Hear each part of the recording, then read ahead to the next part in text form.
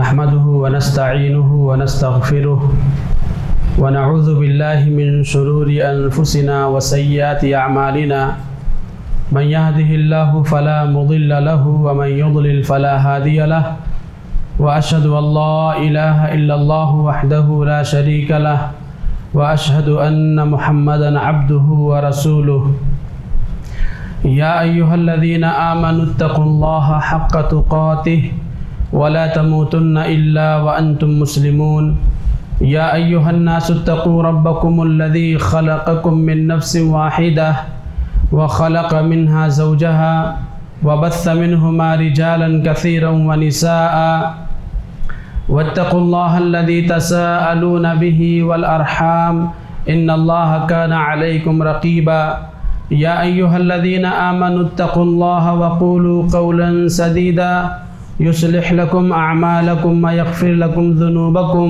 ومن يطع الله ورسوله فقد فاز فوزا عظيما أما بعد فإن خير الحديث كتاب الله وخير الهدي هدي محمد صلى الله عليه وسلم وشر الأمور محدثاتها وكل محدثة بدعة وكل بدعة ضلالة وكل ضلالة في النار أعوذ بالله السميع العليم من الشيطان الرجيم من همزه ونفخه ونفثه بسم الله الرحمن الرحيم وَلَقَدْ خَلَقْنَا الْإِنسَانَ وَنَعْلَمُ مَا تُوَسْوِسُ بِهِ نَفْسُهُ وَنَحْنُ أَقْرَبُ إِلَيْهِ مِنْ حَبْلِ الْوَرِيدِ إِذْ يَتَلَقَّى الْمُتَلَقِّيَانِ عَنِ الْيَمِينِ وَعَنِ الشِّمَالِ قَعِيدٌ مَا يَلْفِظُ مِنْ قَوْلٍ إِلَّا لَدَيْهِ رَقِيبٌ عَتِيدٌ وَجَاءَتْ كُلُّ نَفْسٍ مَعَهَا سَائِقٌ وَشَهِيدٌ لَقَدْ كُنْتَ فِي غَفْلَةٍ مِنْ هَذَا فكشفنا عنك غطاءك فبصرك اليوم حديد وقال قرينه هذا ما لدي عتيد ألقيا في جهنم كل كفار عنيد مناع للخير معتد مريب الذي جعل مع الله إلها آخر فألقياه في العذاب الشديد وقال قرينه ربنا ما أطغيته ولكن كان في ضلال بعيد قال لا تختصموا لدي وقد قدمت إليكم بالوعيد ما يبدل القول لدي وما أنا بظلام للعبيد وقال الله تعالى في موضع آخر يا أيها الذين آمنوا اركعوا واسجدوا واعبدوا ربكم وافعلوا الخير لعلكم تفلحون وقال تعالى في موضع آخر وأحسنوا إن الله يحب المحسنين ہر قسم کی حمد و ثنا بڑائی اور بزرگی عظمت و کبریائی اللہ رب العالمین کے لیے ہے جو اس کائنات کا تن تنہا خالق و مالک ہے، ہم سب کا روزی رساں ہے، مدبر الامور ہے۔ سبحان اللہ و بحمدہ سبحان اللہ العظیم۔ بعد درود و سلام نازل ہو اللہ کے تمام انبیاء کرام پر، خصوصاً آخری نبی حضرت محمد مصطفیٰ صلی اللہ علیہ وسلم پر۔ اللہم صلی علی محمد وعلی آل محمد کما صلیت علی ابراہیم وعلی آل ابراہیم انکا حمید مجید۔ اللہم بارک علی محمد وعلی آل محمد کما بارکت علی ابراہیم وعلی آل ابراہیم انکا حمید مجید۔ محترم حضرات، خطبہ مسنونہ کے بعد میں نے آپ کے سامنے سورۃ الحج کی ایک آیت تلاوت کی ہے، جس میں اللہ تبارک و تعالی نے اہل ایمان کو مخاطب کر کے فرمایا یا ایھا الذین آمنوا ارکعوا واسجدوا، اے ایمان والو رکوع و سجدے کیا کرو، یعنی نماز کی پابندی کرو، نماز کو، 5 وقتہ نمازوں کو جماعت کے ساتھ ان کے اوقات میں ادا کیا کرو۔ وَاعْبُدُوا رَبَّكُمْ، اور اپنے رب کی عبادت کرتے رہو، رب کی عبادت سے کبھی بھی غافل اور لاپرواہ نہ ہو جاؤ۔ وَافْعَلُوا الْخَيْرَ، اور ہر قسم کی بھلائیاں انجام دیتے رہو۔ لَعَلَّكُمْ تُفْلِحُونَ، تاکہ تم دنیا اور آخرت میں کامیاب ہو جاؤ۔ اور دوسری آیت ہم نے آپ کے سامنے پیش کی، وَأَحْسِنُوا، اے ایمان والو بھلائیاں کرو، نیکیاں کرو، اچھے کام کرو۔ ان اللہ یحب المحسنین، بے شک اللہ تعالی بھلائیاں کرنے والوں کو، نیکیاں کرنے والوں کو، اچھا کام کرنے والوں کو پسند کرتا ہے۔ تو ان دونوں آیتوں میں اللہ تبارک و تعالی نے ہمیں ایک بہت ہی اہم چیز کی طرف توجہ دلائی، اور یہ کہ بھلائی کا ہر کام کرو۔ دیکھیے بھلائی کے کام بہت سارے ہیں، بھلائیوں میں سے ایک بھلائی ہے نصح و خیر خواہی۔ آج کے اس خطبہ جمعہ میں اسی بھلائی اور اسی نیکی کے تعلق سے کچھ باتیں آپ کے سامنے رکھنی ہیں۔ دیکھیے نصح یہ عربی زبان کا لفظ ہے، نصح اور نصیحت یہ دو لفظ عربی میں استعمال ہوتے ہیں، اور یہ چونکہ احادیث میں بھی آئے ہوئے ہیں، نبی کے زبان مبارک سے ادا کیے گئے الفاظ ہیں، تو ان الفاظ کو اگر آپ کسی اور زبان میں، کسی اور بھاشا میں اس کا ترجمہ کرنا چاہیں تو ایک لفظ میں ترجمہ نہیں کر پائیں گے، اس لیے کہ ہمارے نبی کو جوامع الکلم دیا گیا تھا، یعنی اللہ کے نبی ایک لفظ کہتے تھے، ایک کلمہ کہتے تھے، اور اس کے اندر بہت سارے معانی ہوتے تھے، بہت ساری باتیں ہوتی تھیں۔ ایک کلمہ اللہ کے نبی کہتے اور وہ کلمہ اپنے اندر پورا دین سمیٹے ہوتا ہے۔ تو نصح اور نصیحت یہ عربی زبان کا لفظ ہے، جس کے معنی ہوتے ہیں خالص کرنا، پیور بنانا۔ اس کو اردو میں اپنے بھاشے میں کہتے ہیں خیر خواہی، دوسروں کا بھلا چاہنا۔ اب دونوں معنی میں کیا مطلب ہوا؟ لفظ کے اعتبار سے اگر اس کا اصطلاحی معنی دیکھیں تو اس کا مطلب ہوتا ہے کہ اپنے دل کو پاک و صاف کرنا، اپنے دل کو دوسروں کے تعلق سے پاک و صاف کرنا، کہ ہمارے دل میں دوسروں کے تعلق سے حسد نہ ہو، ہمارے دل میں دوسروں کے تعلق سے کینہ کپٹ نہ ہو، ہمارے دل میں دوسروں کے تعلق سے فریب اور دھوکہ نہ ہو۔ جب ہمارا دل پیور ہوگا، خالص ہوگا، دوسروں کے تئیں ہمارے دل میں نفرت، کدورت، بغض و عداوت، دشمنی نہیں ہوگی، تب جا کر کے یہ لفظ ہمارے اندر آئے گا کہ یہ آدمی ناصح ہے، خیر خواہ ہے۔ دیکھیں نصح و خیر خواہی یہ اعلیٰ اخلاقی صفت ہے، یہ دین کی بنیاد ہے، دین کا جوہر ہے، نچوڑ ہے، دین کا نچوڑ ہے، یہ انتہائی اہم خوبی ہے۔ اسی لیے اسلام نے اپنے ماننے والوں کو اس خوبی کو اپنانے کی ترغیب دلائی ہے۔ بار بار قرآن و حدیث کے اندر اس صفت کو اختیار کرنے کی تعلیم دی گئی، بلکہ پیارے نبی صلی اللہ علیہ وسلم تو باقاعدہ جب کوئی آدمی مسلمان ہوتا تھا تو اس سے بیعت لیتے تھے، عہد و پیمان لیتے تھے، اور اس میں کسی کے ساتھ اس بات کی بھی شرط رکھتے تھے کہ تم نصح و خیر خواہی ہر مسلمان کے ساتھ کرو گے۔ چنانچہ حضرت جریر بن عبداللہ بجلی رضی اللہ عنہ کہتے ہیں کہ بایعت رسول اللہ صلی اللہ علیہ وسلم علی اقام الصلاۃ و ایتاء الزکاۃ والنصح لکل مسلم، میں نے اللہ کے نبی سے بیعت کی نماز قائم کرنے، زکوٰۃ دینے اور ہر مسلمان کے ساتھ خیر خواہی کرنے پر۔ تو دیکھیے اللہ کے نبی صلی اللہ علیہ وسلم نے اپنے اس صحابی سے جب عہد و پیمان لیا، حدیث کے اندر مختلف الفاظ ہیں، کسی حدیث میں ایک حدیث میں آیا کہ کلمہ شہادت لا الہ الا اللہ محمد الرسول اللہ کے اقرار پر ہم نے بیعت کیا، ایک روایت میں ہے کہ ہم نے سمع و طاعت پر بیعت کیا، کہ ہمارا جو بھی خلیفہ ہوگا، ہمارا جو بھی حکمراں ہوگا، ہم اس کی بات مانیں گے، اس کی فرما برداری کریں گے، اور نماز قائم کرنے پر، زکوٰۃ دینے پر۔ اور اللہ کے نبی نے شرط لگائی، آپ نے یہ بھی کہا کہ اس بات پر بھی بیعت کرو کہ ہر مسلمان کے ساتھ خیر خواہی کرو گے۔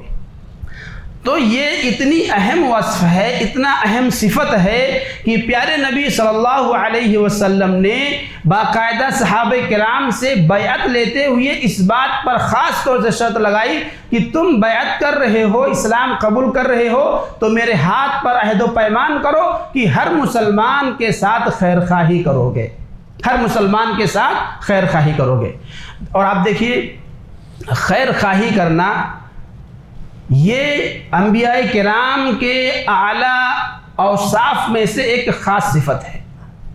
خیر خواہی کرنا یہ انبیاء کرام کے جو اوصاف اللہ نے قرآن مجید میں بیان کیے ہیں ان میں سے ایک خاص صفت ہے۔ چنانچہ اللہ تبارک و تعالیٰ نے حضرت لوط علیہ السلام، حضرت صالح علیہ السلام، حضرت شعیب علیہ السلام، تقریباً 4 انبیاء کرام ہیں۔ سورۃ الاعراف کے اندر 1 بائی 1 چاروں کا تذکرہ ہے، اور چاروں کے تعلق سے اللہ نے ان کی صفت کو بیان کیا۔ اللہ تعالیٰ نے ان کے پس منظر میں کہ ہر نبی نے اپنی قوم سے کہا ابلغکم رسالات ربی، اے میری قوم کے لوگوں میں تمہیں اللہ کے پیغامات پہنچا رہا ہوں، اللہ تبارک و تعالیٰ کے احکامات تم تک لا رہا ہوں۔ وَأَنَا لَكُمْ نَاصِحٌ أَمِينٌ، اور میں تمہارے لیے امانت دار اور خیر خواہ ہوں، میں تمہارا خیر خواہ ہوں، میں تمہارا بھلا چاہتا ہوں، میں چاہتا ہوں کہ تمہاری دنیا بھی سنور جائے، تمہاری آخرت بھی سنور جائے، تم آخرت کے عذاب سے بچ جاؤ، اسی لیے میں تم تک اللہ کے پیغامات پہنچا رہا ہوں۔ تو انبیاء کرام یہ اپنی امت کے سب سے بڑے ناصح اور سب سے بڑے خیر خواہ تھے۔ خود ہمارے نبی صلی اللہ علیہ وسلم کے تعلق سے اللہ تبارک و تعالیٰ نے فرمایا فَلَعَلَّكَ بَاخِعٌ نَفْسَكَ عَلَىٰ آثَارِهِمْ إِن لَّمْ يُؤْمِنُوا بِهَذَا الْحَدِيثِ أَسَفًا، اے نبی ایسا لگتا ہے کہ اگر یہ اہل مکہ کفار و مشرکین اگر یہ قرآن مجید پر ایمان نہیں لا رہے ہیں، اللہ کی کتاب نہیں مان رہے ہیں، آپ کو رسول نہیں مان رہے ہیں، ایسا لگتا ہے کہ آپ ان کے غم میں اپنے آپ کو گھلا دیں گے، اپنے آپ کو ہلاکت میں ڈال دیں گے۔ ایک دوسرے مقام پر اللہ نے فرمایا فَلَعَلَّكَ بَاخِعٌ نَفْسَكَ أَلَّا يَكُونُوا مُؤْمِنِينَ، اے نبی یہ لوگ ایمان نہیں لا رہے ہیں، اس دکھ میں آپ اپنے آپ کو ہلاکت میں ڈال دیں گے۔ تو نبی صلی اللہ علیہ وسلم کو اتنی فکر تھی، اتنی فکر تھی ہر ایک کے تعلق سے کہ ہر کوئی مومن ہو جائے، ہر کوئی ایمان لے آئے تاکہ آخرت کے عذاب سے بچ جائے۔ یہ خیر خواہی ہے، دوسروں کا بھلا چاہنا۔ تو ہر نبی یہ اپنی امت کا سب سے بڑا خیر خواہ اور سب سے بڑا ناصح ہوا کرتا تھا۔ تو نصیحت، نصح و خیر خواہی یہ انبیاء کرام کی ایک اعلیٰ صفت ہے، ایک اعلیٰ خوبی ہے، اور اسلام نے ہم مسلمانوں کو بھی اس بات کی تعلیم دی کہ ہم اپنے اندر اس خوبی کو پیدا کریں۔ اب دیکھیے پیارے نبی صلی اللہ علیہ وسلم نے ایک حدیث میں بیان فرمایا الدین النصیحہ، دین خیر خواہی کا نام ہے، دین خیر خواہی کا نام ہے، یعنی پورے دین کو نبی نے ایک لفظ میں سمیٹ دیا کہ اگر آپ یہ دیکھنا چاہتے ہیں کہ کوئی آدمی دیندار ہے کہ نہیں تو یہ دیکھیے کہ وہ دوسروں کا خیر خواہ ہے کہ نہیں ہے۔ اگر آدمی دوسروں کا خیر خواہ نہیں ہے تو وہ مومن نہیں ہے، وہ دیندار نہیں ہے۔ الدین النصیحہ، دین خیر خواہی کا نام ہے، دین دوسروں کا بھلا چاہنے کا نام ہے، دین دوسروں کا بھلا چاہنے کا نام ہے۔ صحابہ کرام نے اللہ کے نبی سے پوچھا کہ اللہ کے نبی یہ بتلائیے کہ خیر خواہی کے حقدار کون ہیں؟ قلنا لمن یا رسول اللہ، ہم نے کہا اللہ کے رسول اس خیر خواہی اور اس نصیحت کے حقدار کون ہیں؟ تو اللہ کے نبی نے فرمایا للہ، اس خیر خواہی کا سب سے پہلا حقدار اللہ تعالیٰ ہے، وَلِكِتَابِهِ، دوسرا حقدار اللہ کی کتاب، وَلِرَسُولِهِ، اس کے رسول، وَلِأَئِمَّةِ الْمُسْلِمِينَ، مسلمانوں کے حکمراں، وَلِعَامَّتِهِمْ، اور تمام مسلمان تمہاری خیر خواہی کے حقدار ہیں۔ اللہ کے ساتھ خیر خواہی کیا ہے؟ اللہ کے ساتھ خیر خواہی یہ ہے کہ ہم اللہ تبارک و تعالیٰ پر ایمان لائیں اور خالص اسی کی عبادت کریں۔ اللہ کے ساتھ خیر خواہی یہی ہے کہ ہم اللہ تبارک و تعالیٰ کو اپنا حقیقی منعم مانیں، وہی سب کچھ ہمیں عطا کرنے والا ہے، اور خالص اس کی بندگی کریں، اس کی بندگی میں کسی بھی قسم کی ملاوٹ نہ ہو، شرک نہ ہو۔ یہ اللہ تبارک و تعالیٰ کے ساتھ نصح و خیر خواہی ہے۔ اللہ کی کتاب کے ساتھ خیر خواہی کیا ہے؟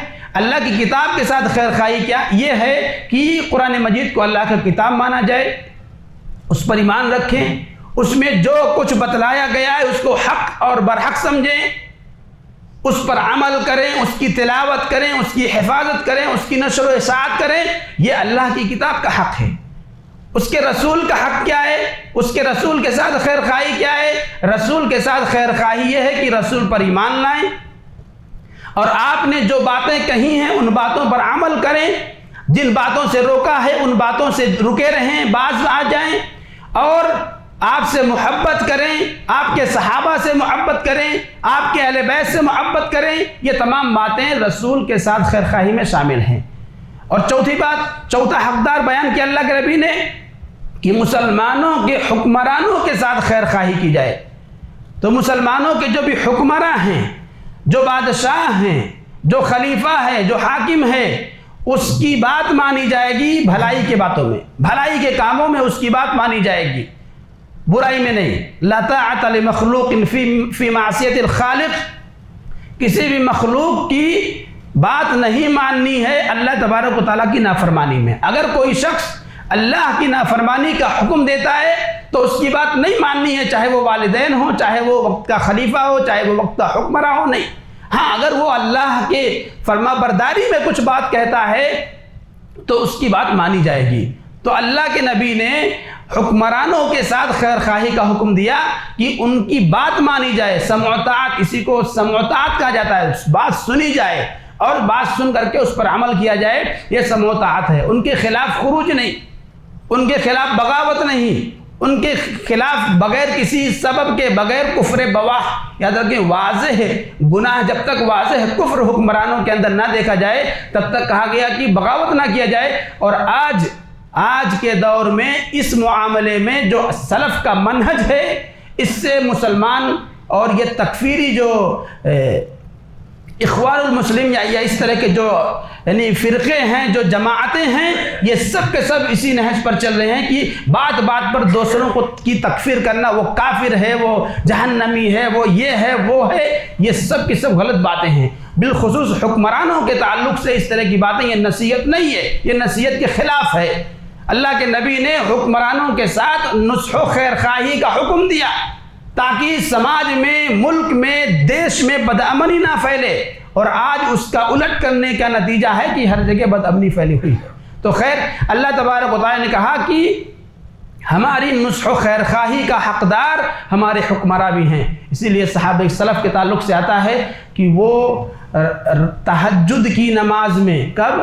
تہجد کی نماز میں خلفاء کے لیے، حکمرانوں کے لیے دعا کیا کرتے تھے، ان کی اصلاح کے لیے کہ اللہ ان کو درست رکھ، اس لیے کہ اگر یہ درست رہیں گے تو پورا ملک درست رہے گا، پورا ملک خوشحال ہوگا، امن پھیلے گا، معاشی ترقی ہوگی، امن و شانتی کا دورہ ہوگا۔ لیکن اگر یہ بگڑ گئے، اگر حکمراں بگڑ گئے، اگر حکمراں خراب ہو گئے تو پورے دیش کے اندر بدامنی پھیلے گی، پورے دیش کے اندر پریشانی آئے گی۔ اور آج ہم اپنے دیش میں آپ خود دیکھ سکتے ہیں، ہر جگہ ہاہاکار ہے۔ تو حکمرانوں کے حق میں اسی لیے سلف صالحین دعا کیا کرتے تھے تہجد کے اندر کہ اے اللہ انہیں صحیح رکھ، یہ حکمرانوں کے ساتھ خیر خواہی ہے۔ اس کے بعد اللہ کے نبی نے فرمایا کہ ہماری اس خیر خواہی کے حقدار ہر مسلمان ہیں، جتنے بھی مسلمان اس دنیا کے اندر پائے جاتے ہیں سب کے ساتھ خیر خواہی کی جائے۔ اچھا، یہاں پر ایک بات اور کہہ دینا ہے کہ اخلاقی معاملات میں عام طور سے احادیث میں اس بات کا تذکرہ آیا کہ مسلمانوں کے ساتھ بھلائی کیے جائے۔ مثال کے طور پر اللہ کے نبی نے فرمایا المسلم من سلب المسلمون من لسانه ويده، مسلمان وہ ہے جس کے زبان سے، ہاتھ سے دوسرے مسلمان محفوظ ہوں۔ اس حدیث کا یہ مطلب نہیں ہے کہ آپ مسلمانوں کو تکلیف نہ پہنچاؤ لیکن غیر مسلموں کو تکلیف پہنچاؤ، یہ مطلب نہیں ہے۔ یہاں اللہ کے نبی نے کہا کہ الدین النصیحہ، دین خیر خواہی کا نام ہے۔ کس کے ساتھ خیر خواہی کی جائے؟ اللہ کے ساتھ، اس کی کتاب کے ساتھ، اس کے رسول کے ساتھ، مسلمانوں کے حکمرانوں کے ساتھ اور تمام مسلمانوں کے ساتھ۔ تو یہاں اس کا یہ مطلب نہیں ہے کہ غیر مسلموں کے ساتھ خیر خواہی نہ کی جائے، یہ مطلب نہیں ہے۔ یہ بات یاد رکھیں، ایک اصول یاد رکھیں کہ جتنی بھی اخلاقی تعلیمات دی گئی ہیں، یہ اخلاقی تعلیمات بغیر کسی قید کے مسلم اور غیر مسلم سب کے ساتھ ہمیں ویسے ہی سیم رویہ رکھنا ہے۔ اس میں کوئی فرق نہیں ہے کہ سامنے والا مسلم ہے یا غیر مسلم ہے، وہاں ہمیں کس کے ساتھ خیر خواہی کرنا ہے، نہیں۔ جتنے بھی اخلاقی عادات اور اوصاف ہیں، صفات ہیں، یہ اس میں نہیں دیکھنا ہے ہمیں مسلم اور غیر مسلم۔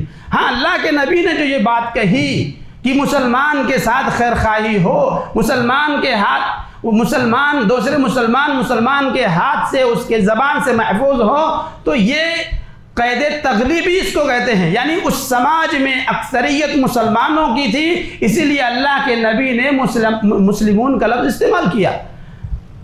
ٹھیک ہے، اس بات کو ہم یاد رکھیں، ہم اور آپ جس سماج میں رہتے ہیں یہاں مسلمان غیر مسلم دونوں موجود ہیں، تو یہاں یہ مطلب نہیں ہے کہ آپ صرف مسلمانوں کے خیر خواہ رہیں، صرف مسلمانوں کے ساتھ ہمدردی اور خیر خواہی کریں اور غیر مسلموں کے ہمدرد نہ بنیں، نہیں، یہ مطلب نہیں ہے، سب کے ساتھ خیر خواہی رہنی چاہیے۔ حضرات آئیے ہم یہ دیکھتے ہیں کہ یہ اتنی عظیم صفت ہے، تو اس صفت کے تقاضے کیا ہیں، یہ صفت ہم سے کیا چاہتی ہے، ہم کیسے ہم یہ صفت اپنے اندر پیدا کریں، کیا کیا کردار، کیا کیا اس کے مظاہر ہیں، اس کو ہم دیکھتے ہیں۔ دیکھیے اس صفت کا ایک اہم تقاضا یہ ہے جس کو اللہ کے نبی نے حدیث میں بیان فرمایا، لا یؤمن احدکم حتی یحب لاخیہ ما یحب لنفسہ، کہ تم میں سے کوئی آدمی اس وقت تک مومن نہیں ہو سکتا ہے جب تک کہ اپنے بھائی کے لیے وہی ناپسند کرے جو اپنے لیے پسند کرتا ہے۔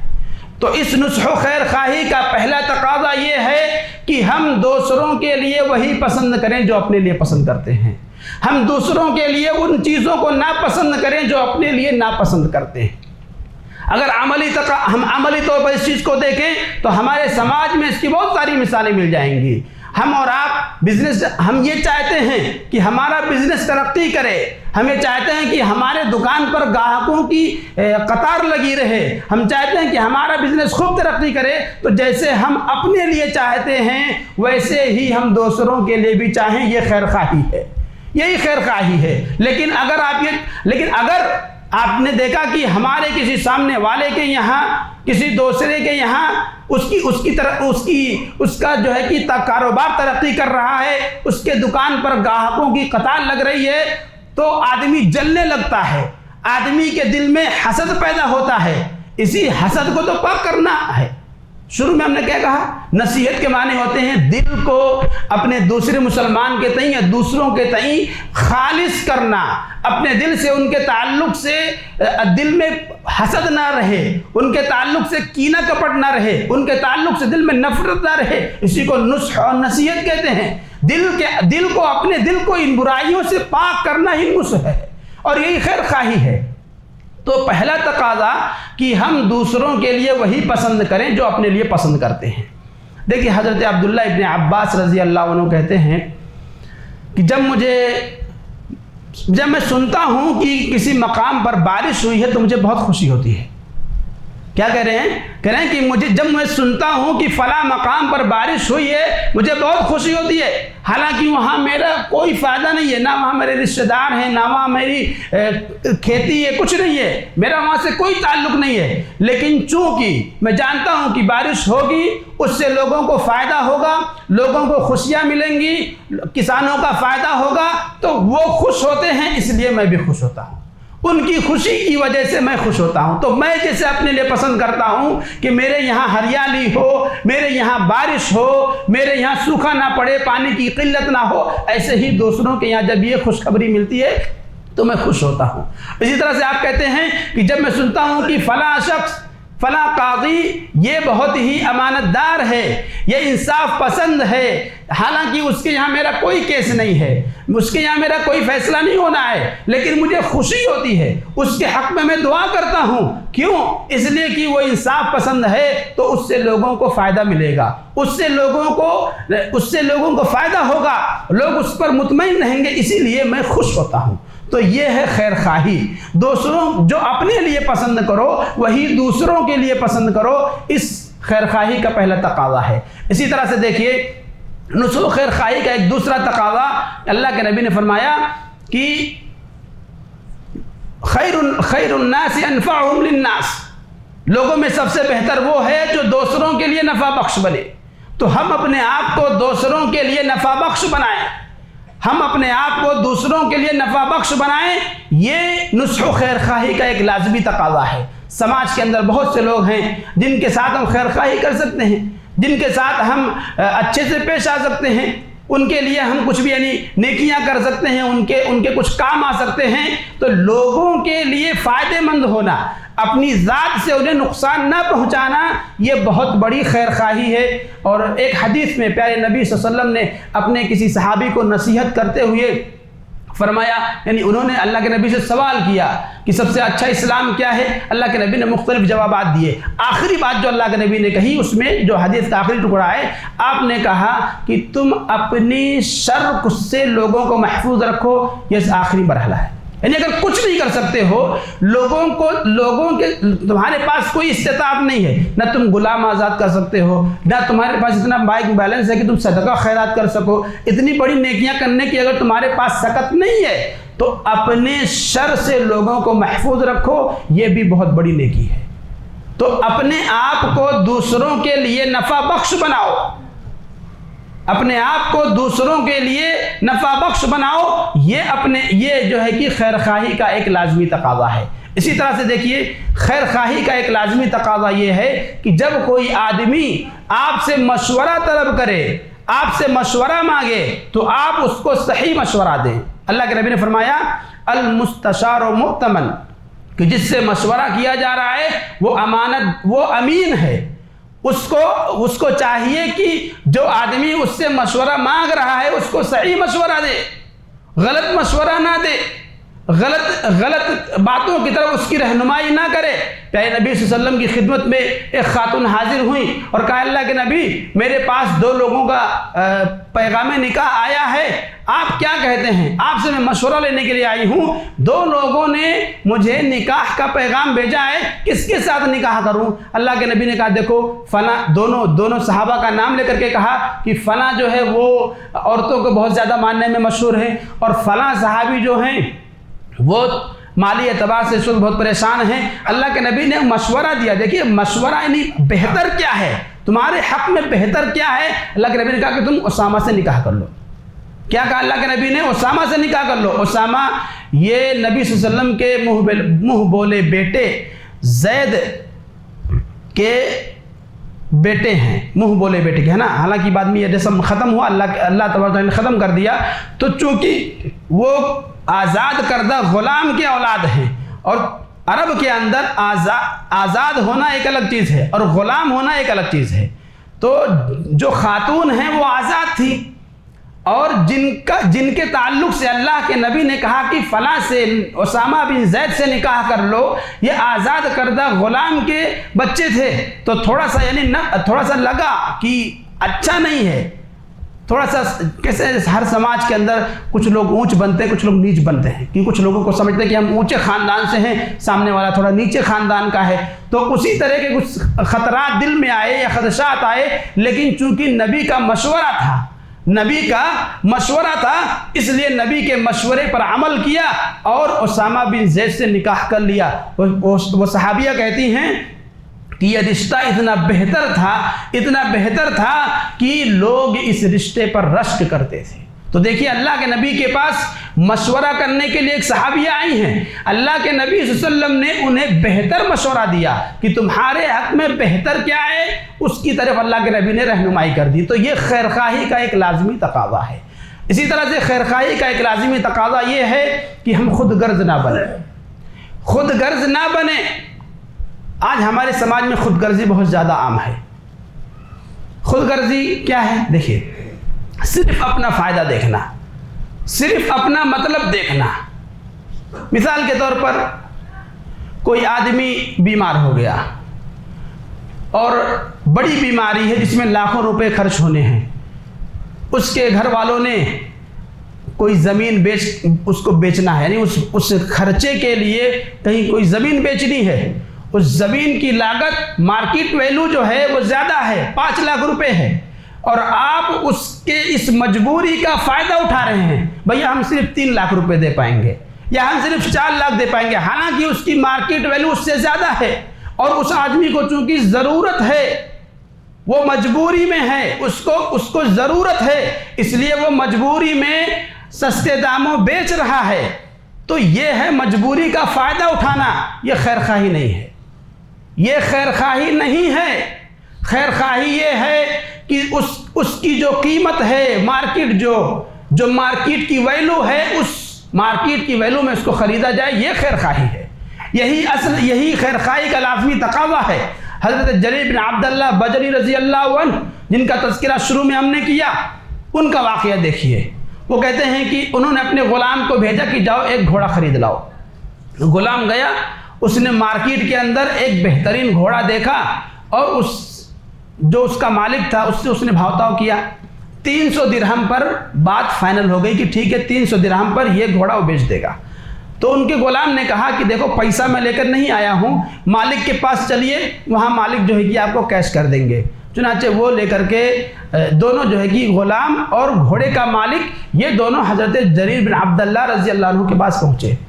تو اس گھوڑے کے مالک نے کہا کہ اچھا یہ بتاؤ کیا یہ گھوڑا 300 درہم کے لائق ہے؟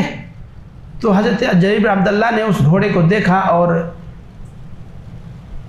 اس کو یعنی کہ اس کی خوبصورتی، اس کی صحت و تندرستی، اس کو چلا کر کے دیکھا، اس پر سوار ہوئے، سب کو چیک کیا، کہا نہیں بھائی اس کی قیمت تو کم سے کم 500 بنتی ہے، ٹھیک ہے 500 درہم۔ 300 درہم میں بات طے ہو گئی تھی، بات فائنل ہو گئی ہے، لیکن حضرت جریر بن عبداللہ رضی اللہ عنہ کہتے ہیں کہ نہیں، اس کی قیمت 300 نہیں بلکہ 500 درہم ہونی چاہیے کیونکہ یہ اس لائق ہے۔ کہتے ہیں رکو، آپ نے پھر روکا اسے، پھر سے ایک بار آپ نے سواری کی اور ہوتے ہواتے یعنی اس طرح سے کئی ایک مرتبہ میں ہوا اور 800 درہم میں یہ معاملہ فائنل ہوا۔ حالانکہ 300 میں بات ہو کر کے آئی تھی، اس گھوڑے کی قیمت لگائی گئی، گھوڑے کا مالک بھی راضی، خریدنے والا بیچنے والا دونوں راضی تھے اس قیمت پر 300 پر، لیکن جب معاملہ حضرت جریر بن عبداللہ رضی اللہ عنہ کے پاس پہنچا تو آپ نے کہا کہ دیکھیے اس گھوڑے کی مارکیٹ ویلو کم سے کم 800 درہم بنتی ہے، لہذا اس کی قیمت 800 ادا کی جائے، اور آپ نے 800 درہم دیا۔ غلام نے جب اعتراض کیا کہ ہم نے 300 میں بات فائنل کر کے لایا تھا تو آپ نے 800 کیوں بڑھایا؟ تو آپ نے کہا دیکھیے ہم نے نبی کے ہاتھ پر بیعت کی ہے،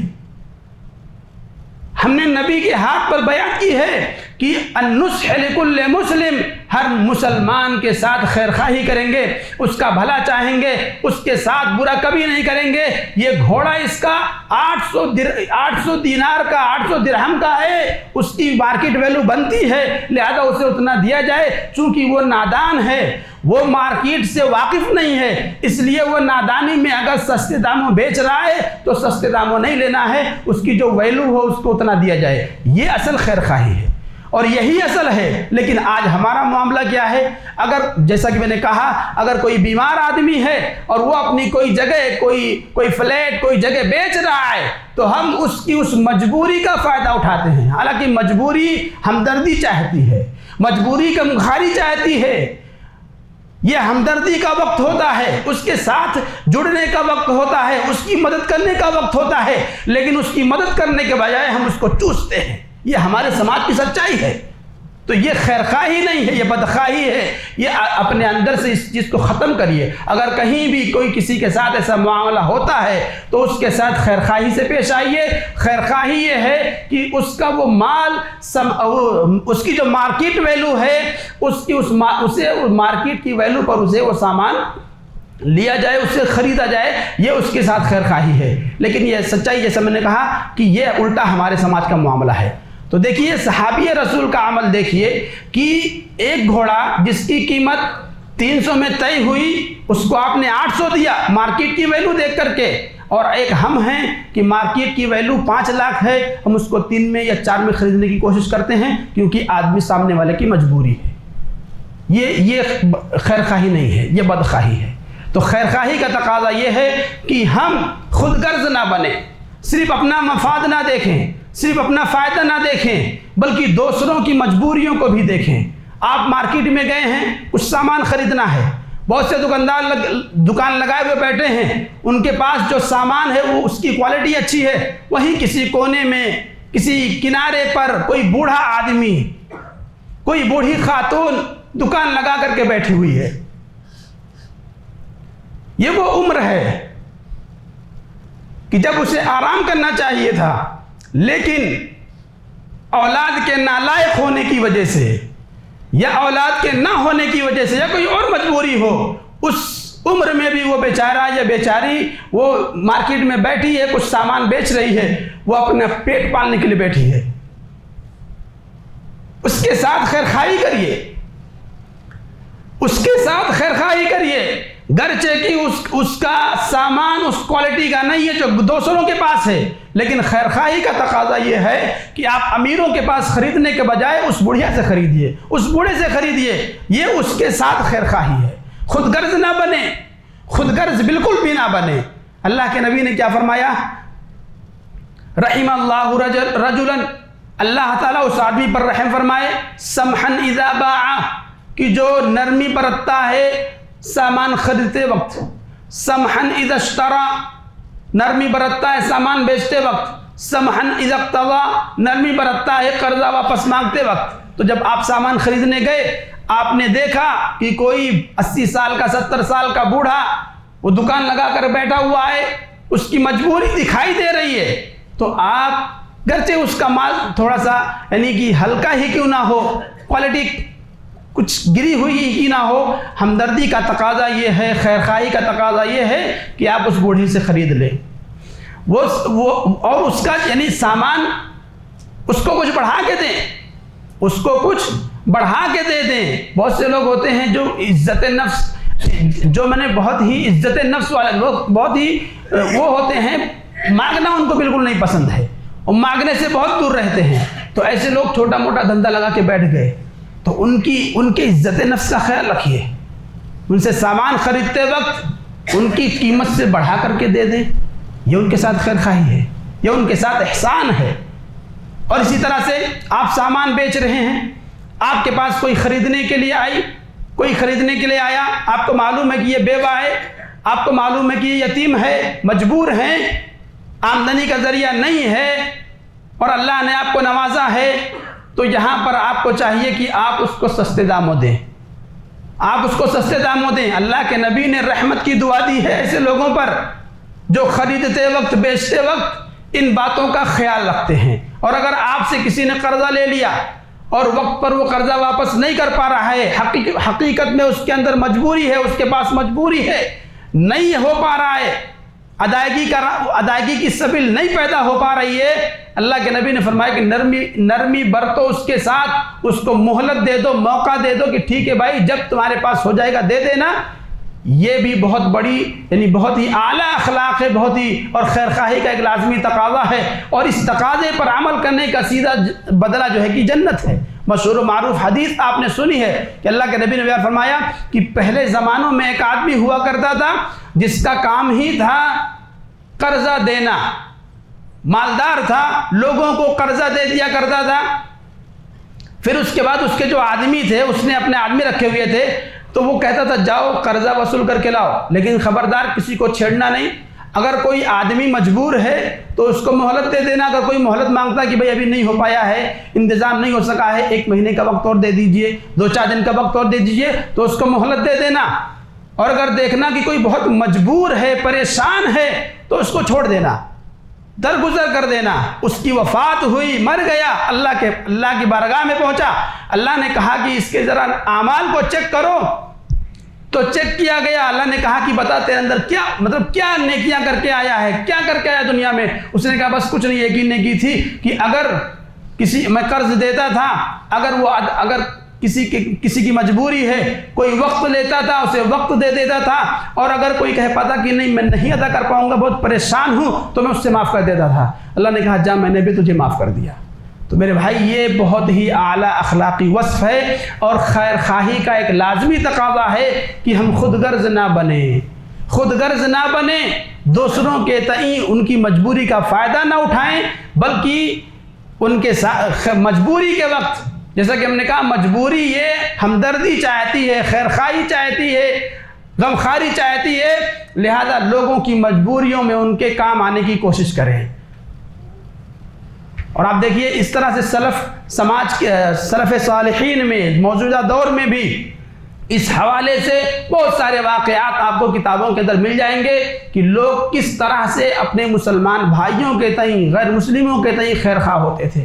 چنانچہ ایک عرب کا ایک واقعہ آتا ہے کہ ایک قاضی صاحب، موجودہ دور کا واقعہ ہے، کہ انہوں نے ایک یتیم بچے تھے، جب ان کے باپ کی وفات ہو گئی، مال تقسیم ہوا، تو بچوں کے حق میں ایک باغ آیا، ایک باغ آیا، قاضی وہ جو جج تھے انہوں نے وہ یعنی بولی لگی ہوگی کہ بھائی بیچنا ہے، تو انہوں نے بھی بولی لگائی، 2 لاکھ کچھ ریال کا وہ باغ جو ہے کہ خرید لیا۔ کچھ وقت بعد، کچھ سمے بعد وہ جو باغ تھا وہاں سے ایک راستہ سرکار کی اور سے پاس ہوا کہ یہاں سے راستہ جائے گا، ہے نا، ہائی وے بنے گا یہاں پر، اور اس کے لیے اس جگہ کی بھرپائی دی گئی، سرکار کی اور سے اس کا معاوضہ ملتا ہے۔ تو معاوضہ تقریباً 1 کروڑ ریال، کتنا؟ 1 کروڑ ریال۔